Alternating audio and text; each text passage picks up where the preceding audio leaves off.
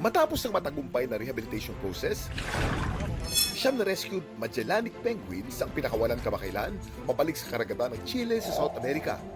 Ang mga penguins na rescue sa iba't ibang bahagi ng Chilean coast at nakatanggap ng customized treatment bago i-release.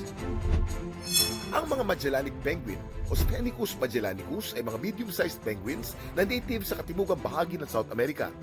Ang kanilang pangalan, hango sa Portuguese explorer na si Ferdinand Magellan, na unang nakapagtala ng naturang mga penguin noong 1520.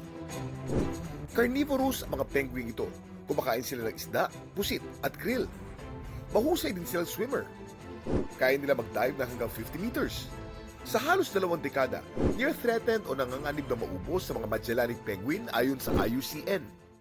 Pero nito lang 2020, tinatayang nasa 1.1 hanggang 1.6 milyon na pares ang populasyon ng mga Magellanic penguins. Kaya least concern o hindi nakasalukuyan nanganganib maubos sa mga ito. Laging tandaan, importante ang may alam.